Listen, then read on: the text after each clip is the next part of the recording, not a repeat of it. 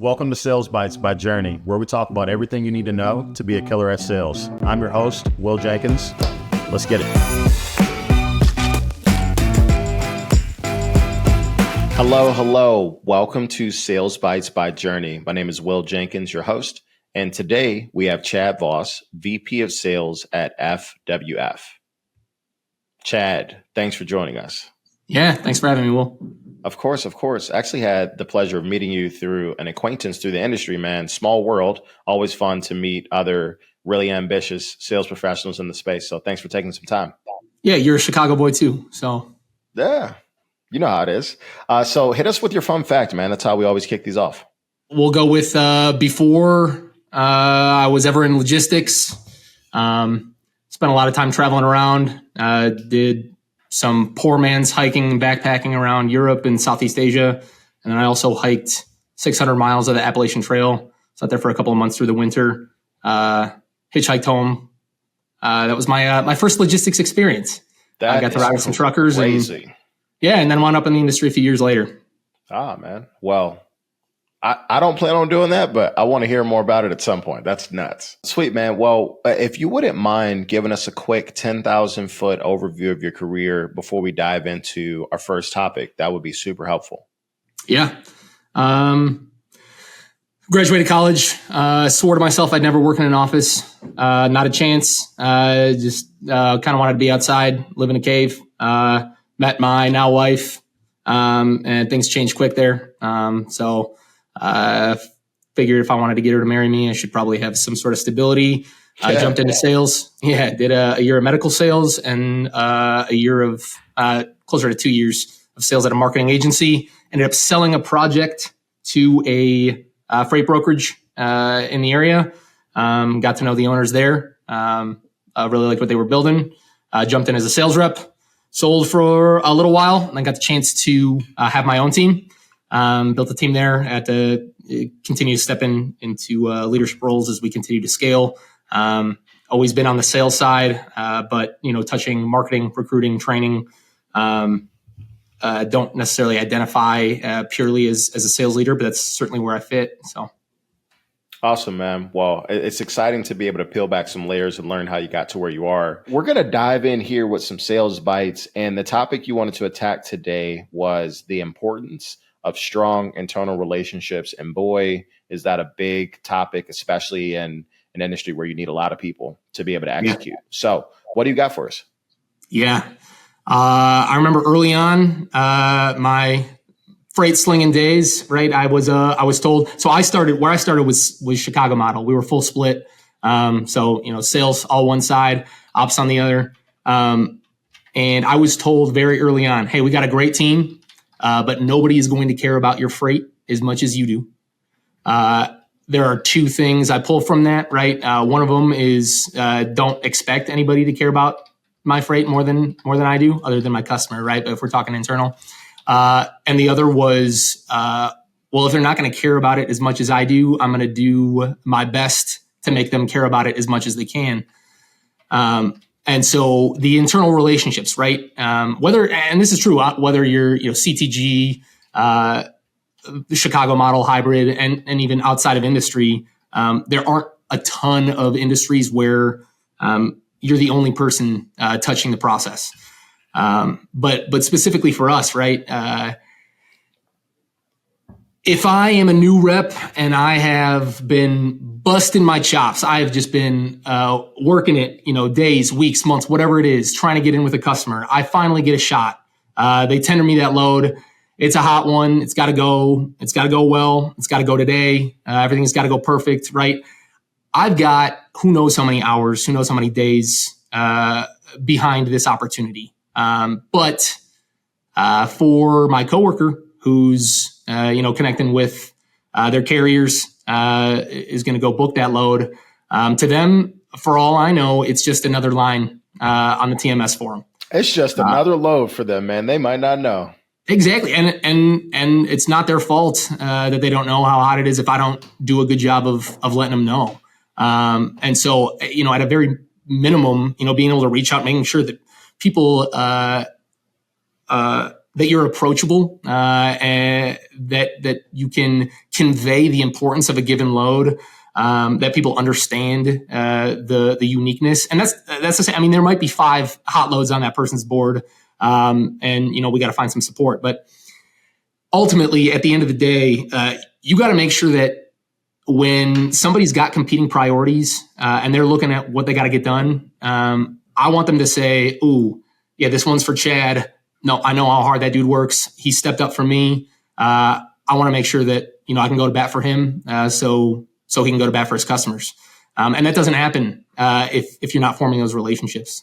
It's so important to make sure that the people who are helping you execute the freight understand why it matters, or you've got a relationship with them and they have some buy-in, because I've personally seen reps that unfortunately burn bridges, and then in a model where you need operations, you need account management, you need carrier sales to go ahead and execute that, you'll see loads sitting on the board and you're like, I know that load's on the board because the carrier reps don't want to work on it because they don't like the sales rep. And so it's tough, man. It's tough. No, and in an ideal world, right, everyone wants to believe you can create something where that's never going to happen. But humans, like we're relational, we're social creatures, and it's not always like a break of process or a lack of meritocracy. It's, hey, I've got competing priorities. I don't have all the information I need to prioritize these perfect. But if there's somebody who's been kind, respectful, gracious, cares about my success. And I know that I can prioritize something that's going to benefit them. I think that's going to happen more times than not. I think anybody who's had good experiences or bad experiences at work knows the value there. So totally. So when I started in freight, I started in 2014 at Coyote. At that point, they were a very developed organization, moving tons of loads, had a bunch of strong performers. So it was a big company. And I remember when I was in training, I tried to sit with as many people as possible. I got advice from one of the general managers at the time, and the suggestion was just go sit with people, ask questions, and see what you can learn. And I didn't understand at that point how valuable that could be for my ability to go and book more freight or just learn more about what the organization did, because it exposed me to literally hundreds of people I wouldn't have met otherwise. And I used to take this little notebook and I would write the person's name down and then like 3 or 4 things about them that I learned so that I could remember it and recall it. But I think that first month changed the trajectory of my career because I felt like I had been there for a long time and I was 30 days in. But it was really just trying to figure out a way to get to know people so I could go I want to make some money. Like, how do I do this job? Yeah, no, I mean, I love that. It's the other part of it too is sales. I mean, you're out there, you want to get your wins. When you're having a rough streak, like it can get lonely. To be able to have a win where other people feel like they're a part of it and they're celebrating too, that gives energy that lasts a long time for folks. Totally. But it's interesting you tell that story because when I started, the first thing I wanted to do, I went to our top performing rep. I wanted to sit next to him. And I annoyed him. I asked him a million questions. Didn't understand most of the answers, being brand new, but he was the one who brought me in to show me the Coyote curve quarterly report. Yeah. And that was my first, foray into, hey, how do we really understand the freight market? Again, this is my first year in the industry. I don't know anything. I'm ready to go. But I wouldn't have had that opportunity. He wouldn't have brought me in. We wouldn't have been able to go through that if I hadn't been, chirping his ear for the last few weeks. Totally. So let's talk about the right ways to build strong internal relationships. What have you seen as really good ideas about how to reach out or just have conversations to build those relationships? Yeah. I mean, it starts early. So if you're starting somewhere, I'm always going to recommend getting to know people who are performing well. If you're a sales rep and you're driven, you've been thinking about, how you're going to approach your work before you've started. But it's not just finding the top performer. It's not always the people you think are going to give you, the most immediate value. It doesn't have to be transactional. These are people that you're going to be working with. You have a common goal, at least to some degree. And so being authentic is going to be huge, right? You're inconsistent with who you are. People are going to see through that. And bring value. Obviously, you've got a job to do, but when you can find the little ways to help others, If you can do a favor, hey, I know you've been doing this for 6 months. I know you're new, but I'm even newer. Is there a time we can just carve out 20 minutes? Hey, if I come in early, I know you come in early sometimes. Can we sit down and chat for a little bit? Get to know them, right? Ask them questions. That's just your basic stuff, right? But the most important, you got to be respectful. Everybody's got a job to do. You got to respect the job that they're doing.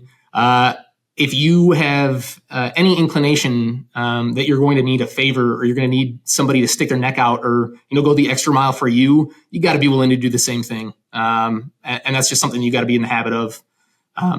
It's my opinion too that the best sales professionals do that a little bit more organically. The ultimate differentiator comes with time, and that's character, the consistency, and being able to trust somebody.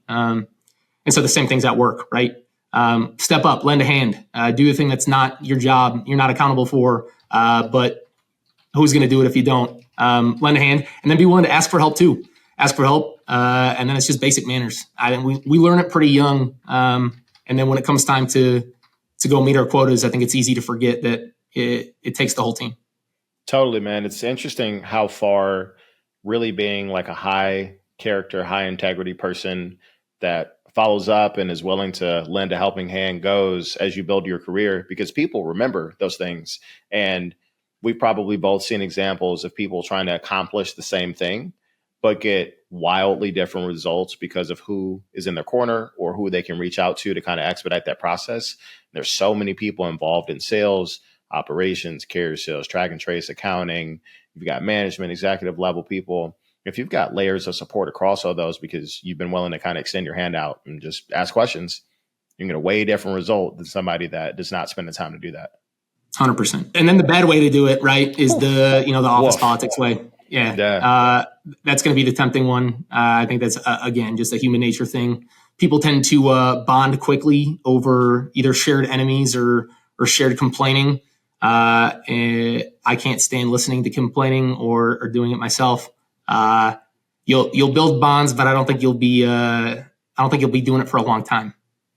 No, you will not. That is the most toxic way. And it's interesting that you bring it up because people do sometimes like to lament or, have the water cooler chat about stuff that maybe isn't so pleasant, but that's not the way to be able to build. No, it's the easy way. Kind of move. Yeah. That's not the move. Yeah.